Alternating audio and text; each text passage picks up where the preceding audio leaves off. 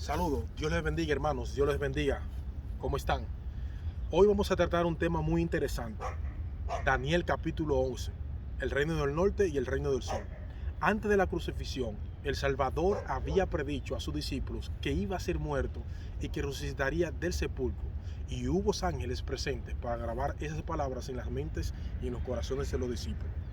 Pero los discípulos, mis hermanos, esperaban la liberación política del yugo romano y no podían tolerar la idea de que aquel en quien todas sus esperanzas estaban concentradas fuesen a sufrir una muerte ignominiosa.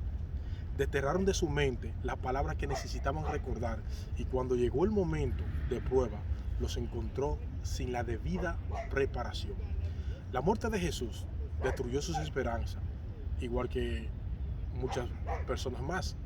Así también las profecías nos anuncian el porvenir con la misma claridad con que Cristo predijo su propia muerte a los discípulos. Los acontecimientos relacionados con el fin del tiempo de gracia y la preparación para el tiempo de angustia han sido presentados con claridad en la palabra de Dios. Pero hay miles de personas que comprenden estas importantes verdades de modo tan incompleto como si nunca hubiesen sido reveladas. Por eso, hoy en día, nosotros venimos para darle a entender a cada uno de ustedes lo que significa Daniel capítulo 11. Por eso nosotros vamos todos abriendo esta Biblia en Daniel capítulo 11. Miren, muchos le huyen a Daniel capítulo 11 como le huimos al coronavirus en la actualidad. Daniel capítulo 11 es el capítulo más complejo del libro de Daniel. Pero Daniel en el capítulo 11 lo enfrentamos estudiándolo. Ese capítulo nos muestra que Dios está al control de la historia y que a su pueblo le espera un futuro maravilloso sin dolor, ni muerte, ni llanto. Para entender el capítulo 11, tenemos que tener un enfoque general del capítulo 11 para llegar a los detalles específicos de la profecía. El enfoque, mis hermanos, general, guarda la misma secuencia profética de las anteriores visiones de Daniel, al igual que los capítulos 2, 7 y 8. El mensaje profético se extiende desde los días del profeta hasta los tiempos del fin. Además, aparecen una sucesión de potencias mundiales que a menudo oprimen al pueblo de Dios y finalmente, tal como en las visiones anteriores, Dios le da a su pueblo un final feliz. Jesús le da la victoria a su pueblo y por eso tú y yo tenemos que dar gloria a Dios por eso. Entonces, teniendo un panorama general, vamos a pasar algunos detalles de esta profecía. ¿Cuáles son los aspectos más relevantes de la profecía de Daniel 11? Vamos solamente a hacer un resumen, señores, porque es muy largo el capítulo. ¿Cuáles son los aspectos más relevantes de la profecía en Daniel 11? Miren, un futuro desenvuelto. Vamos al versículo 1 del capítulo 11 de Daniel. Y dice así la palabra de Dios. Y yo mismo en el año primero de Darío el Medo estuve para animarlo y fortalecerlo. Y ahora yo te mostraré la verdad. He aquí que aún habrá 3 reyes en Persia, y el cuarto se hará de grande riqueza más que todos ellos. Y al hacerse fuerte con sus riquezas, levantará a todos contra el reino de Grecia. En el año primero de Darío, el de Media, se estuvo para animarlo y fortalecerlo. Y ahora se le muestra la verdad a Daniel, que aquí que aún habían 3 reyes en Persia, y el cuarto se hará grande riqueza más que todos. Entramos ahora en una profecía de acontecimientos futuros que no se valen en figuras y símbolos como en las visiones de Daniel capítulo 2, 7 y 8, sino que se dan en lenguaje claro. Aquí se presentan muchos de los sucesos más destacados de la historia del mundo, desde los días de Daniel hasta el fin del mundo. La última visión de Daniel, interpretada aquí, mis hermanos que me están viendo, después de explicar que durante el primer año de Darío había estado a su lado para animarlo y fortalecerlo, el ángel Gabriel dedica su atención a lo futuro. Darío había muerto y ahora reinaba Ciro. Habrían todavía 3 reyes en Persia, indudablemente sucesores inmediatos de Ciro. Estos 3 reyes sucesores son Cambises, hijo de Ciro, Esmerdi, un impostor, y Darío Hispasmes, que fue famoso por su riqueza, en cumplimiento directo de la profecía que anunciaba: se hará de grande riqueza más que todos. Resolvió conquistar a Grecia y para ello organizó un poderoso ejército que, según Heródoto, contaba con miles de hombres. Jerje, que se conformó con movilizar el oriente solamente, sino que obtuvo también el apoyo de Cartago en el occidente. El rey Persia, mis hermanos, tuvo éxito contra Grecia en la famosa batalla de las Termópilas. Pero, mis hermanos, el poderoso ejército pudo invadir el país solamente cuando los 300 valientes espartanos que defendían el paso fueron traicionados. Jerje sufrió finalmente una derrota desastrosa en Salamina. En el año 480 a.C., el ejército persa regresó a su país llorando como un cachorro. El versículo 3 y 4 de Daniel 11 dice: se levantará luego un rey valiente, el cual dominará con gran poder y hará su voluntad. Pero cuando se haya levantado su reino, se hará quebrantado y repartido hacia los cuatro vientos del cielo, no a sus descendientes, ni según el dominio con que él dominó, porque su reino será arrancado y será para otro fuera de ello.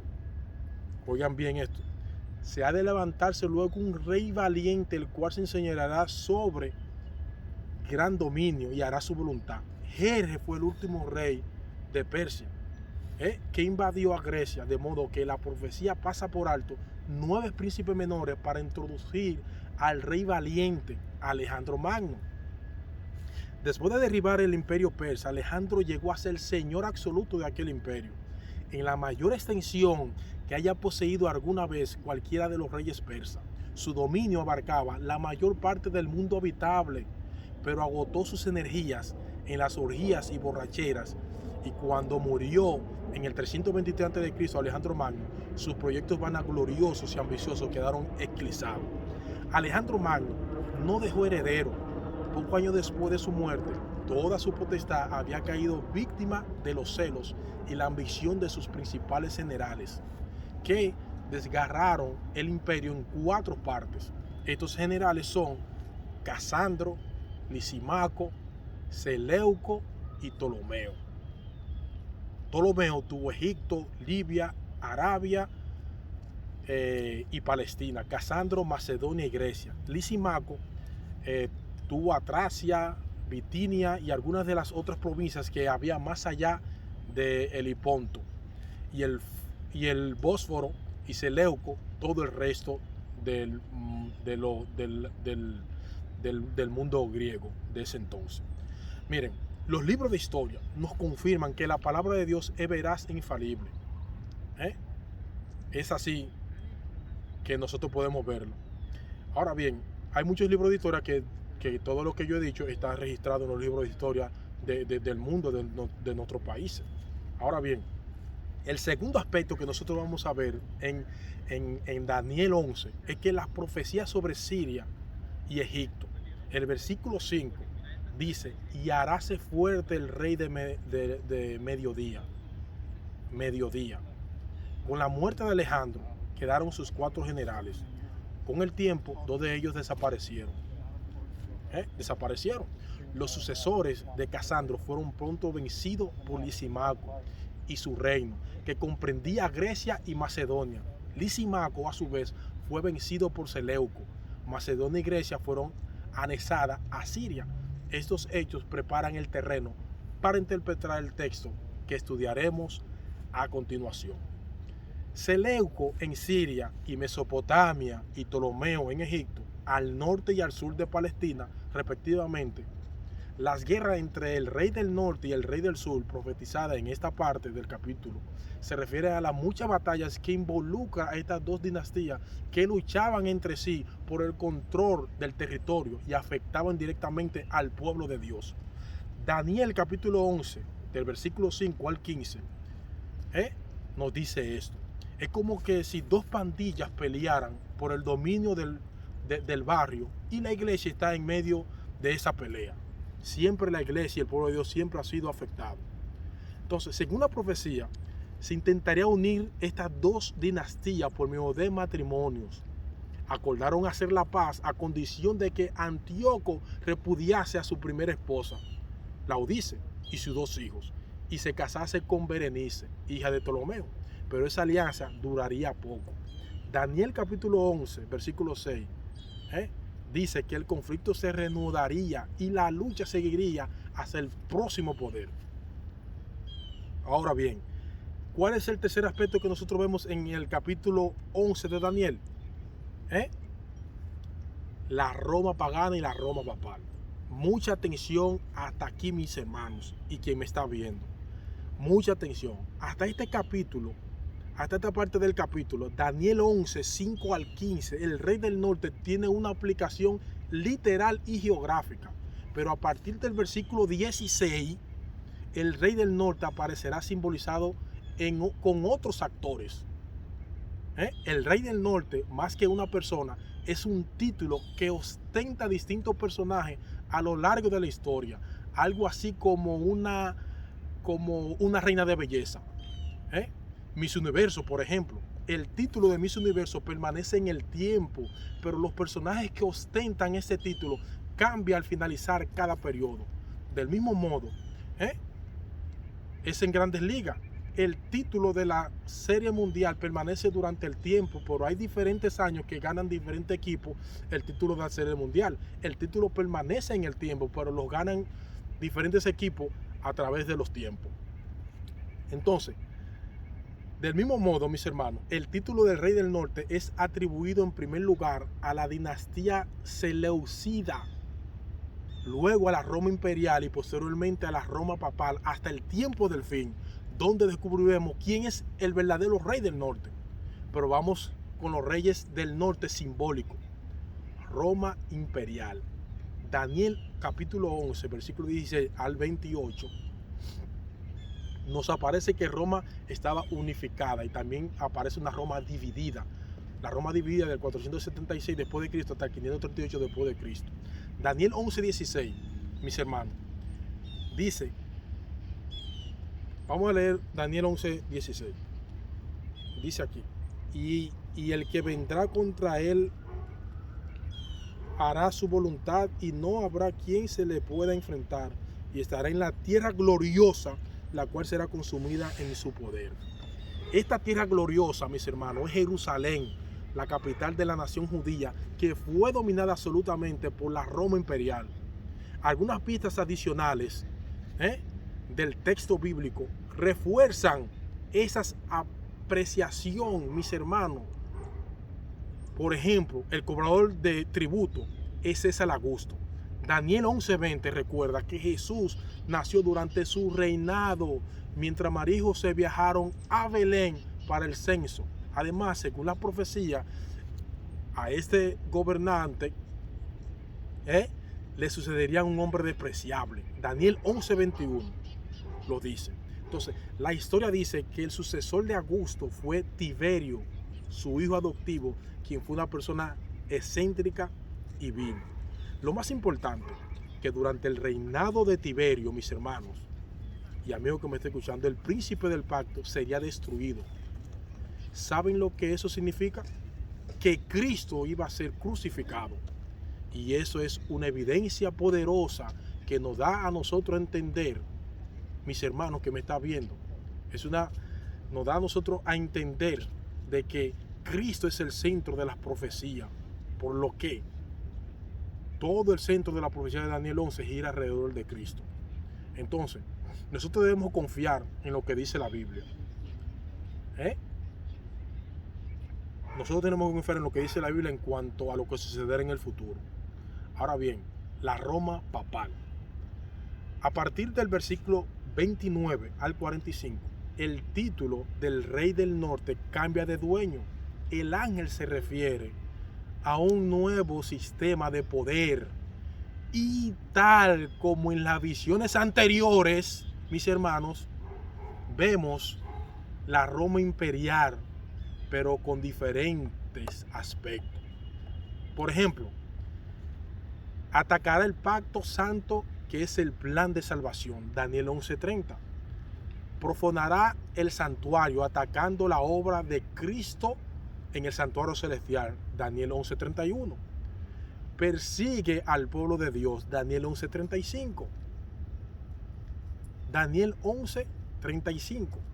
Pero ¿qué ocurre? Que Daniel 11:36 nos dice que se levantará contra Dios y contra su pueblo. Entonces, mis hermanos,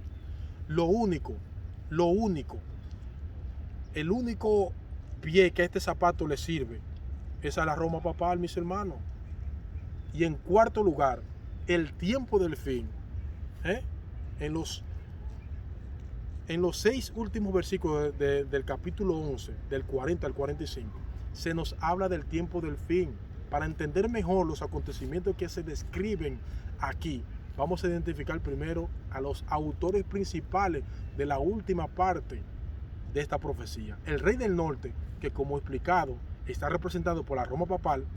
El rey del sur, que aparecerá nuevamente, ya no representando a la dinastía tolemaica de Egipto, al sur de Tierra Santa, sino al ateísmo, puesto que Egipto en la Biblia es símbolo de rechazo o negación de Dios, como queda evidenciado en la palabra de Faraón en Éxodo 5:2.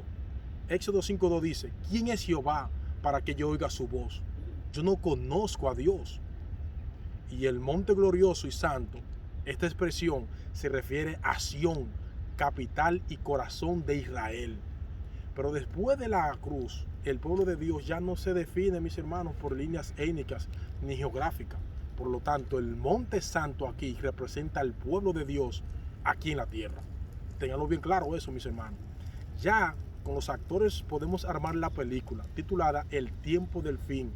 Esto comienza en 1798, cuando el rey del sur ataca al rey del norte. Es decir, cuando, mis hermanos, Francia, que en Apocalipsis es identificada con Egipto por ser un poder ateo, Apocalipsis 11:8 ataca al papado, despojándolo temporalmente de su poder político. Apocalipsis 13:3 dice: herida de muerte. Eso es al papado que se le da. Sin embargo, nosotros, una vez más que entendamos esa parte, esa herida fue restaurada y el rey del norte atacó al remanente de Dios. Daniel 11:41 los dice. Y también Apocalipsis 12:17 identifica cómo, mis hermanos, cómo la tierra gloriosa, la gracia, la predicación del evangelio, que es el fuerte pregón, que Edom, Moab y Amón se unen al remanente, que son las ovejas que Jesús tiene en otros rediles, se unirán al pueblo remanente de Dios. Y en los últimos momentos el rey del norte, el papado, se aliará con sus enemigos en una triple alianza: el espiritismo moderno, el protestantismo apóstata, mis hermanos, se unirá con el papado cuando se junten con mucha gente. Entonces Daniel 11:44 y Apocalipsis 16:13 dice, mis hermanos, que el remanente siempre ha sido atacado por el enemigo de Dios. Oigan eso. Satanás, que es nuestro enemigo común que tiene el pueblo de Dios, y Jesús también, siempre ha querido destruir a Jesús en su primera venida.